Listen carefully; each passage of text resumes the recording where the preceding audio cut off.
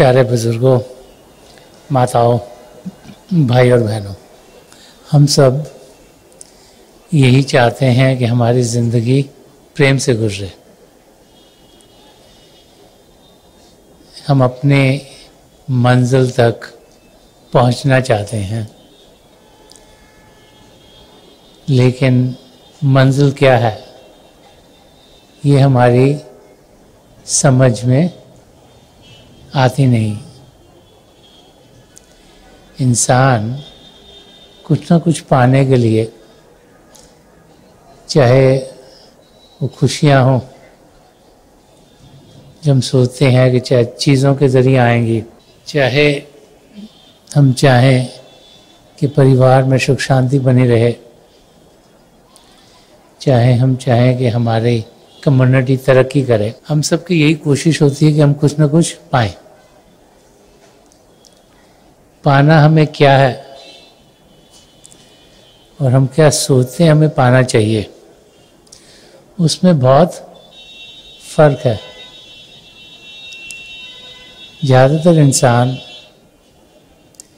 क्योंकि मन इंद्रियों के घाट पर जीता है, यही समझ बैठता है कि सब कुछ जो वो खुद शारीरिक रूप में अनुभव कर रहा है वो ही सही है, और फिर उसी को पाने की हम कोशिश करते हैं। जो अनुभव हमें इंद्रियों के ज़रिए आते हैं, उनके ज़रिए ही हम इस दुनिया को देखते हैं और इसको पाने की कोशिश करते हैं। जब तक मन इंद्रियों के घाट पर जीते रहेंगे तो महापुरुष हमें समझाते हैं कि हम असलियत की जानकारी पाएंगे नहीं। तो असलियत की जानकारी पाएं कैसे? बार जब भी महापुरुषों के वचनों को समझने की कोशिश करते हैं, जब भी हमने धर्म ग्रंथों की ओर जाते हैं, तो हमें समझाते हैं कि हमें आनंद की अवस्था में होना है। हमें वो खुशियाँ पानी है जो सदा सदा के लिए रहें, और हम सब उस अवस्था में पहुंच सकते हैं। वो खुशियों की अवस्था, वो आनंद की अवस्था हमें तब मिलती है जब हम प्रभु के प्रेम से भरपूर होते हैं। इसीलिए सब धर्म ग्रंथों में यही समझाया जाता है कि वो भाई बहन जिन्होंने प्रेम किया वो ही अपनी मंजिल तक पहुंचेंगे, वही पिता परमेश्वर को पाएंगे। हम सबकी मंजिल एक ही है। उसे हम जाने, उसे पहचाने और कदम अपनी मंजिल की ओर करें।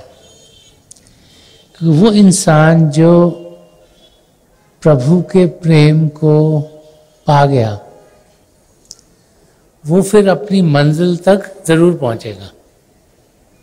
और प्रभु का प्रेम हम सबके लिए हर पल हर क्षण है। हमें सिर्फ उसमें टैप इन करना है, उसको जानना है, उसको पहचानना है, उसको जिंदगी का हिस्सा बनाना है। संदर्शन सिंह जी महाराज, जिन्होंने बहुत कुछ रूहानियत के बारे में कहा, कई शेरों के ज़रिए ज़िंदगी क्या है उसको समझाया। वो फरमाया करते थे कि हम सब प्रभु के बहुत ही नज़दीक हैं। उनमें और हम में कोई दूरी नहीं।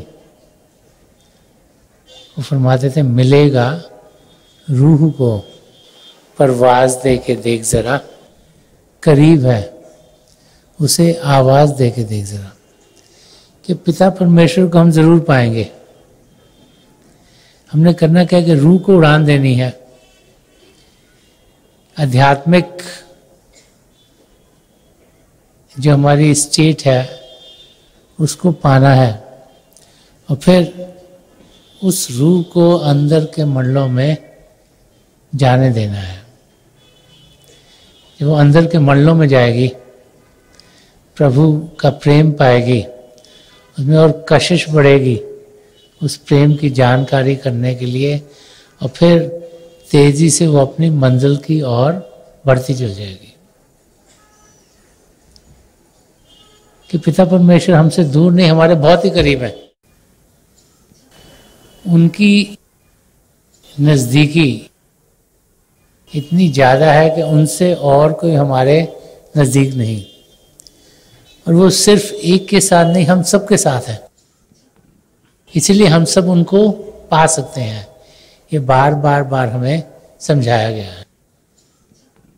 हम ये ना समझें कि हम अकेले जिंदगी को गुजार रहे हैं,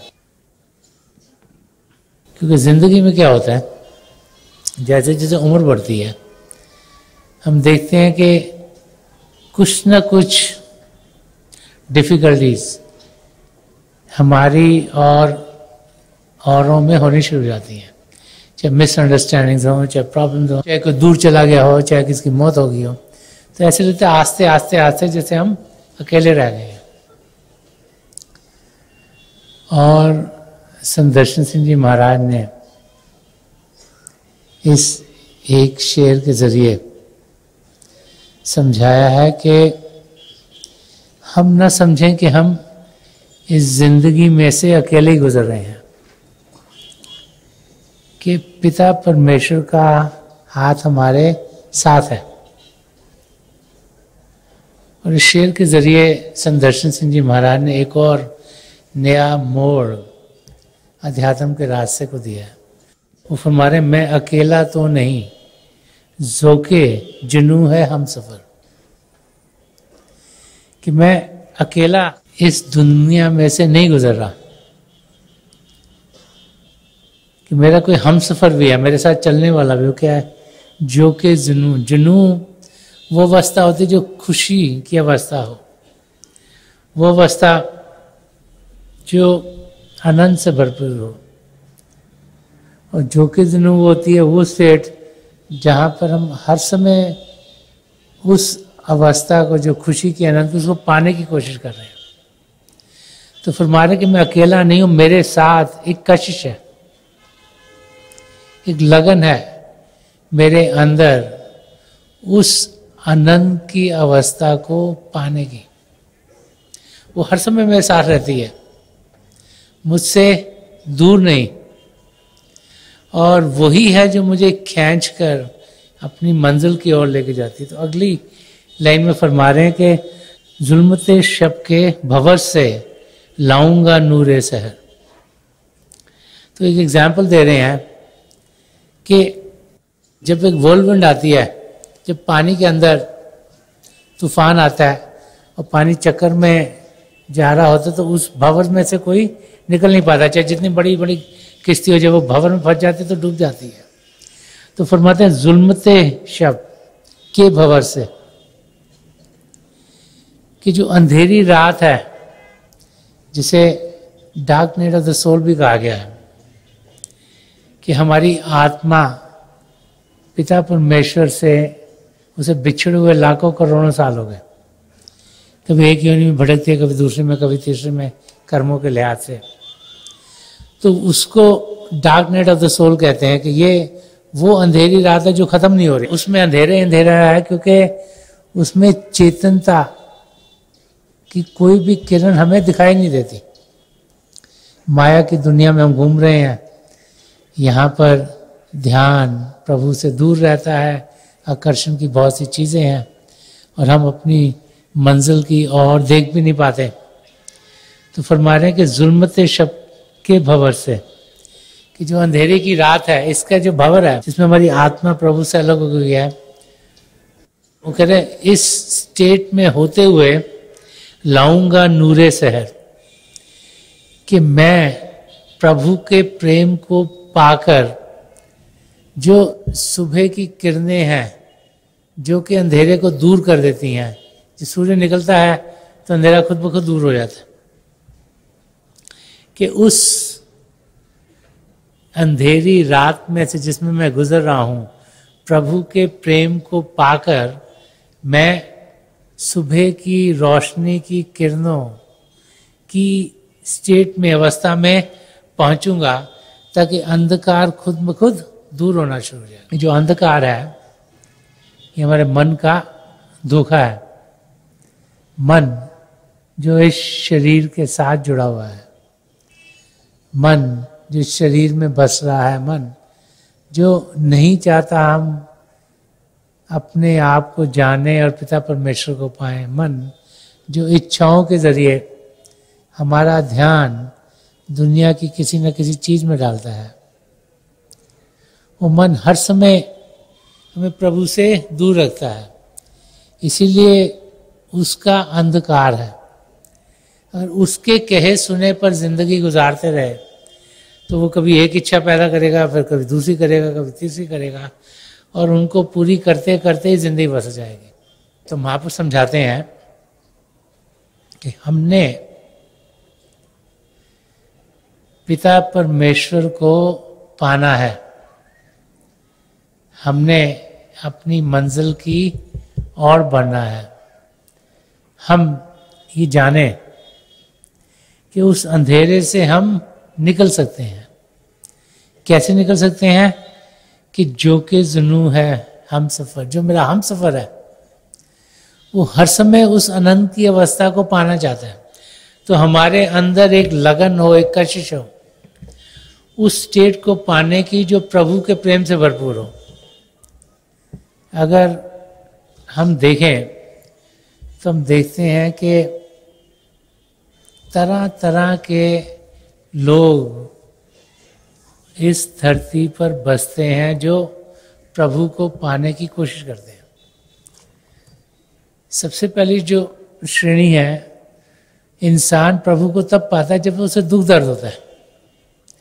जैसे शरीर में तकलीफ हो गई तो सबसे पहले क्या रहता है, ओ राम, ओ प्रभु, ओ वाहेगुरु, ये तकलीफ दूर हो जाए। जब भी कोई शारीरिक दर्द इंसान के अंदर होता है तो वो पिता परमेश्वर को याद करता है।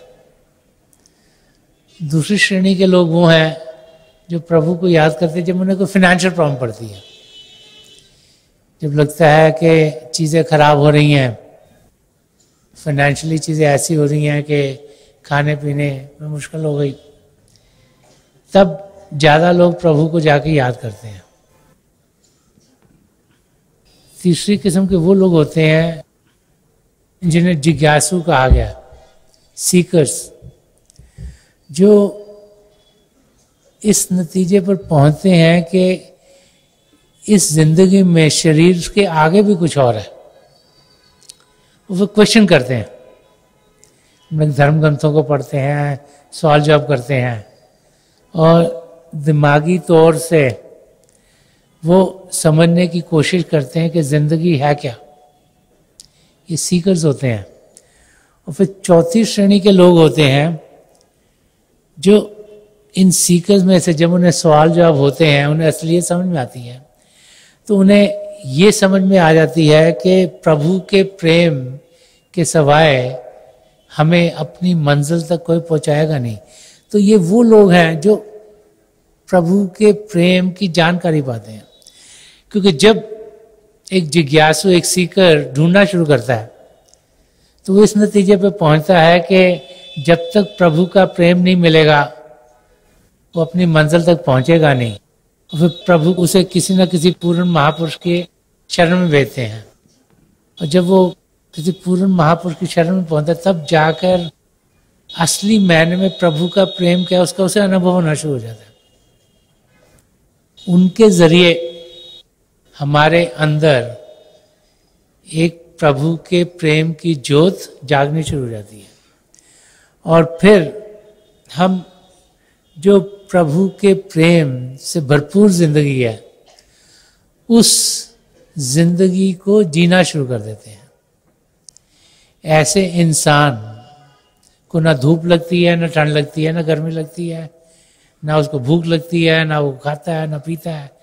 उसकी लगन एक ही तरफ लगी होती है कि कैसे मैं प्रभु के प्रेम को और पाऊं, क्योंकि प्रभु का प्रेम वो अपने सदगुरु के जरिए पाता है। तो ज्यादातर लोग अपने सदगुरु के दर्शनों की बहुत तलब रखते हैं।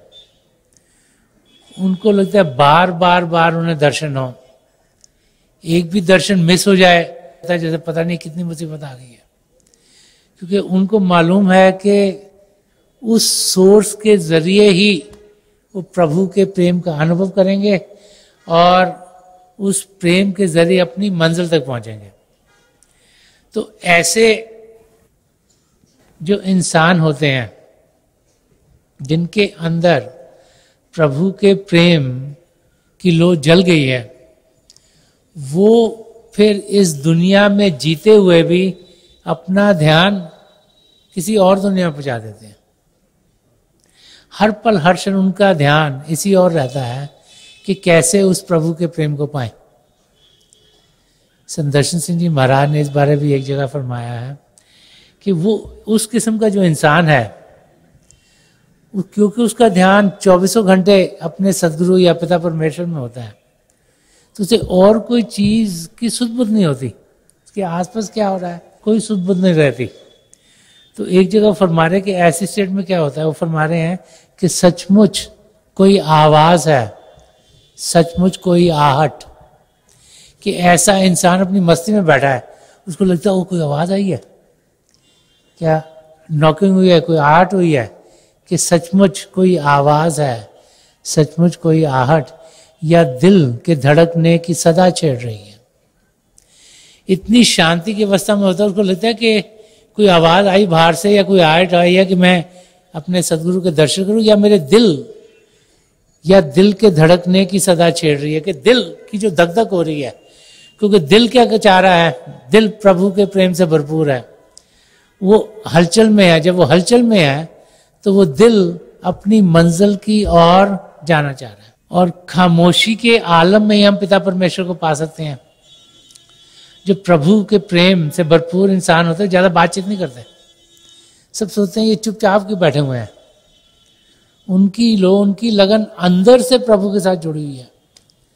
वो शायद अंदर की दुनिया में पिता परमेश्वर से बातचीत करें, अपने सदगुरु से बात करें, तो बाहर में लोग सोचते हैं ये चुपचाप हर समय इंसान क्यों रहता है, लेकिन उनकी लगन अंदर को लगी है, वहां से उन्हें प्रेम मिलता है, वहां से उन्हें शांति मिलती है, वहां से उन्हें आनंद मिलता है, और वो चाहते हैं कि हम उसी अवस्था में रहें। तो संदर्शन सिंह जी महाराज यही फरमा रहे हैं कि उस अवस्था में इंसान को हर वक्त लगता है कि शायद मुझे नौता आया है, मैं पिता परमेश्वर को जानूं, पहचानूं, पाऊं। और वो इंसान हर पल हर क्षण इसी इच्छा से जीता है कि उसको प्रभु का प्रेम और मिले।